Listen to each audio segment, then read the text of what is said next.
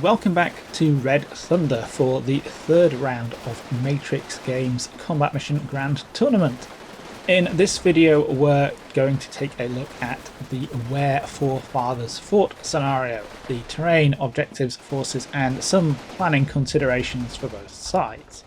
This is a scenario that originally appeared way back for Combat Mission Barbarossa to Berlin, in which mounted German Panzer Grenadiers have just arrived at a stretch of front that is crumbling under Soviet attack.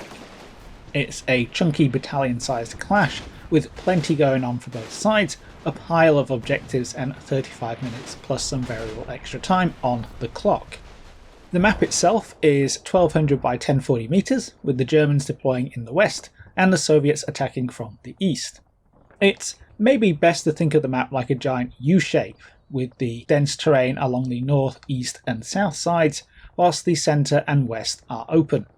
North and south we have some woods. Looking at the centre from the Soviet perspective, we have two linear obstacles, first a lake and second the village of Kunersdorf. Beyond that, the ground slopes up to Hill 304 across open fields, with the notable exception of the hamlet, a wooded building cluster in the centre right. Past the crest of Hill 304, the terrain slopes down again to the German map edge.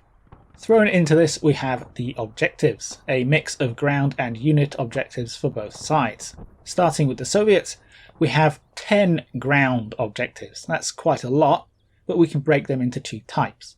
First, we have the 4 named objectives. These are occupy objectives, so as usual the player in sole control of them at the end of the game gets the points. Close in, we have the houses near the railway line on the left, worth 262 points, and the Kunersdorf church further right, worth 210. Beyond these, more centrally, we have Hill 304 at 210 points, and the hamlet at 158. The other 6 ground objectives, the numbered ones, are touch objectives. Only the Soviet player can get points from these, and you get those points the first time one of your units enters the objective area. Each one is worth 105 points, and they are all road junctions. Objectives 3 and 7 are on the right side of Kunersdorf, 8 is on the right map edge about 2/3 of the way up, and then objectives 4, 5 and 9 are behind Hill 304 in the German rear. Rounding out the Soviet objectives, we have some unit objectives. There are 320 points on offer for inflicting casualties on the Grenadiers and Panzer Grenadiers of the German force, plus 105 for inflicting casualties on the German Grenadier Battalion HQ team. These unit objectives are cumulative up to that total, so every German soldier or vehicle included is worth a percentage value of the whole, and you accumulate those points as you cause the casualties. Putting all this together then, the Soviets have an emphasis on moving forward to reach their ground objectives. Damaging the enemy is pretty much inevitable in the process of doing so, but you'd have to wipe out about 1/3 of the German force to match the points value of a single touch objective, so it's more like a background source of points. The Germans have a mirror image in their objectives. They have 3 occupy objectives corresponding to some of the Soviet ones. Hill 304 worth 130 points, the hamlet worth 100, and out in front the church worth another 100. There are many more points on the table for inflicting casualties on the Soviet force, a total of 650 available for infantry casualties and a whopping 950 points for hitting enemy tanks. Again, these are cumulative up to that total. Each Soviet casualty is worth a percentage of the available points. Points for knocking out tanks are a little murkier because the value is split between the vehicle and the crew, but broadly speaking, the more of both you can take out, the more points you'll get. Finally, the Germans have a parameter objective as well. If they can degrade the Russian force by 70%, they'll get 70 points.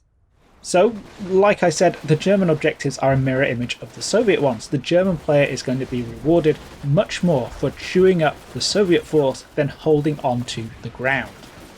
Moving on to the forces available for both sides, this is a battalion level engagement. There is a lot of stuff for both sides, significant components of it are under strength, and the force makeups are pretty damn complex. which is a fancy way of saying that the usual kind of force composition diagram I make for these videos is not only going to be massive, but too complicated and tiny to actually read. So instead, I'm going to lay out the forces in broad terms and focus in on some key assets and capabilities. First up, we have the Soviets, who are based around a 44 Type Guards rifle battalion backed up by a submachine gun company and a tank company. The Soviets have 3 different deployment zones. You can tell these apart because they are different shades of red. Troops in one deployment zone can't be moved into the others. All 3 zones have the same core element, a rifle company. This includes the company HQ, 3 rifle platoons, a machine gun platoon with 2 Maxims, and an anti-tank platoon with 2 PTRD anti-tank rifle teams. Attached to each rifle company is an SMG platoon from the SMG company. It's important to note that all of these company groups start the battle at 90% strength, and the SMG platoons start at 80%, so they start off missing bodies from their usual organisation. In addition, the central zone has a 45mm anti-tank gun attached, the right-hand zone also has one, plus 4 trucks and a forward observer team. The FO is easy to miss because it's mounted in a Gaz Jeep and has the Jeep icon instead of the FO icon.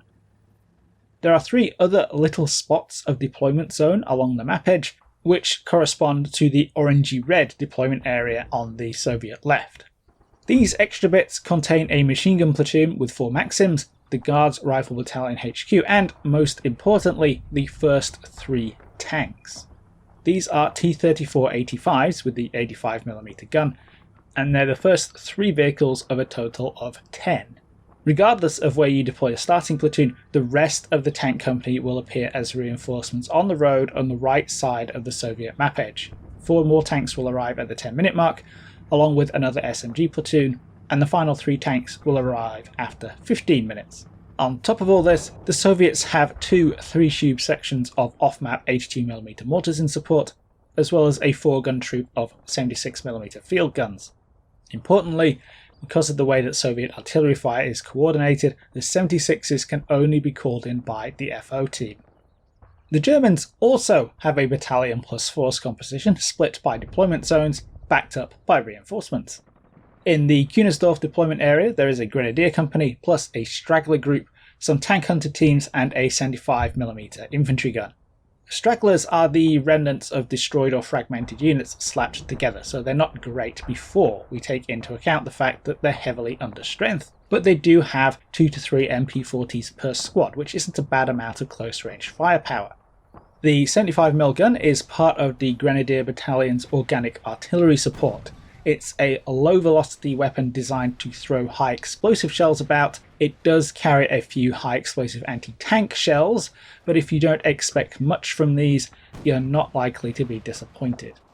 Over on the German right, there is another Grenadier company plus some foxholes and another couple of tank hunter teams.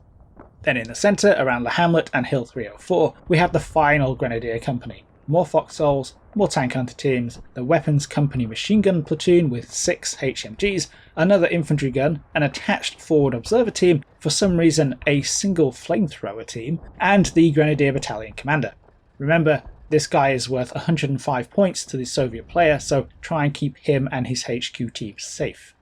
The rest of the German force starts off beyond any deployment zones, so you can't set them up how you'd like at the start of the game. Rounding out the Grenadiers, there are 2 81mm mortars in the back right corner of the map. These have the mortar platoon HQ with them too, so they have a radio handy if you need to call on them for fire. All of these assets from the Grenadier Battalion are not only at 80% strength across the board, but they are missing some of the usual elements. Critically, the Grenadier platoons have 1 instead of 2 Panzerschreck teams each, which is not great. They are, however, backed up by the Panzer Grenadiers, who are rushing in to prop up the defence. These start out on the road leading from the German map edge to Kunersdorf. To begin with, there is a 2-platoon company of Panzer Grenadiers in half-tracks, 2 Marder 2M tank destroyers, a Stummel with the 75mm gun, and the battalion HQ assets.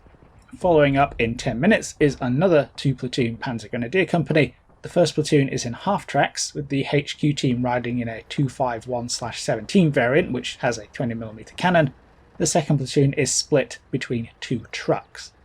A couple of caveats for these units. Panzer Grenadier squads come with 2 MG34 or 42s each, so they have a lot of anti-infantry firepower, but unlike the normal Grenadiers, they don't have any serious organic anti-tank capability. Squads might carry some Panzerfausts, and they might be able to acquire more from their vehicles, but because of their short ranges, Panzerfausts really fall into that don't tread on me category of AT weapons. The Marders are dedicated tank destroyers armed with a very good long 75, so they should be able to reliably poke holes in the Soviet T-34s, but the Marder is also lightly armoured and it's not going to stand up to anything nastier than small arms fire that comes back at it. The Stummel is in a similar boat, except that it has a lower velocity gun and much more limited anti-tank ammo. Finally, the German force is rounded out by some on-call 120mm mortars. These are obviously big chunky forces. It's a pretty big map and there are loads of objectives, so there are plenty of ways to plan through this. Both sides have options, so instead of coming up with some plans for you, I thought it would be more useful to nail down some factors that are going to help conceptualize the battle. So this is about looking at all the factors and thinking about how they interact to influence how the fight is going to play out. Once you've got the concept nailed down, planning is pretty easy. To begin with, and likely to be a dominant factor, is the fact that the Soviets are bringing tanks to the battle and the Germans have a somewhat limited anti-tank capability. It's a recurring theme, at least in combat mission, that winning the armour fight means winning the battle. If the Germans can't knock those T-34s out, then they're free to cruise around the map, blasting resistance, holding up the Soviet infantry, and touching any objectives they fancy. The Germans can set up a layered anti-tank defence. The Marders, Stummel and light guns are able to cover longer ranges, the Panzerschrecks can cover the middle ground out to 200 metres, and then the infantry squads have their Panzerfausts. It's inevitably going to be patchy and to some extent unreliable because the shorter ranged weapons especially are decreasingly accurate, but it is there. And it means that the Soviet player needs to make a choice about how they use their tanks. Playing cautiously, you could keep them masked from long-range threats and out of range of the infantry AT weapons, staying in that envelope and focusing on using the tanks as heavy weapons platforms supporting the Soviet infantry.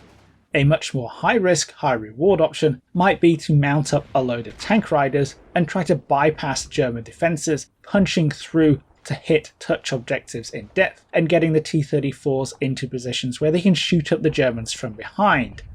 The second element to bear in mind in this battle is how the terrain is going to shape the course of events. Specifically, there is a great big chunk of open ground between Kunersdorf, the railway line and Hill 304.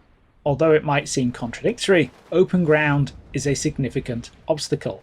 If it has to be crossed, a serious amount of suppressive fire is needed to stop the enemy shooting at you while you're exposed. In terms of this battle, both sides can effectively cover that triangle. Soviet forces pushing in will be caught between the two sides. German units moving down towards the houses near the railway line will be vulnerable to the Soviets at the base. This doesn't mean that you can't make it work, but the other thing about the open ground here is that it has precisely one objective in it. All the other objectives are in an arc around it, so this whole area is not only mutually deniable, but not tremendously rewarding. In other words, I think that the action in this battle is going to be focused on the other side of the map, in that arc of objectives from Kunersdorf through the hamlet to Hill 304. A third consideration for this battle is the fact that some of the deployment zones are very close to each other. It is very, very likely that shooting will start as soon as the battle kicks off.